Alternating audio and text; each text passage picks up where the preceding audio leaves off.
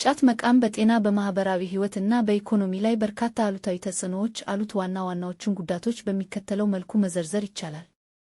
አንደኛ፣ በጤና ላይ የሚያስከትለው ጉዳት። የልብና የደም ዝውውር ችግር። ጫት የደም ግፊትን ይጨምራል፣ የልብ ምትን ያፈጥናል፣ እንዲሁም ለድንገተኛ የልብ ህመም ተጋላጭነትን ይጨምራል።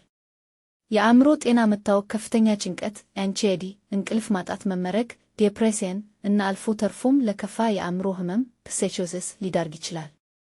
የምግብ መፈጨት ችግር። ጫት የምግብ ፍላጎትን ስለሚዘጋ ለከፍተኛ የምግብ እጥረት ያጋልጣል። በተጨማሪም የሆድ ድርቀት፣ የጨጓራ ቁስለት እና የሄሞሮይድ የኪንታሮት ችግር ያስከትላል።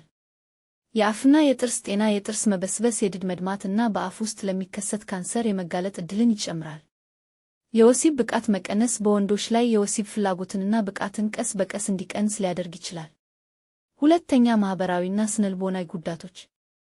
የጊዜ ብክነት። ጫት ለመቃም እና ተያያዥ ለሆኑ ነገሮች መጫር ቃም ማለት ረጅም ሰዓታት ስለሚወስድ ለስራና ለቤተሰብ የሚሰጠውን ጊዜ ይሻማል። የባህሪ መለወጥ። ቃሚዎች ጫት በማይኖራቸው ጊዜ ብስጩ፣ ተሳዳቢ እና በቀላሉ የሚቆጡ ሊሆኑ ይችላሉ። የሱስ ተገዥነት። ጫት ከፍተኛ የሆነ የስነልቦና ሱስ ስለሚያስከትል ግለሰቡ ያለ ጫት ምንም አይነት ሥራ መስራት ወይም መረጋጋት የማይችልበት ደረጃ ላይ ሊደርስ ይችላል። ሦስተኛ፣ ኢኮኖሚያዊ ጉዳቶች። የገንዘብ ብክነት። ለጫት ግዢ የሚወጣው ገንዘብ ከፍተኛ በመሆኑ ለቤተሰብ መሠረታዊ ፍላጎቶች፣ ለምግብ፣ ለትምህርት፣ ለጤና መዋል የሚገባውን ገቢ ይበላል።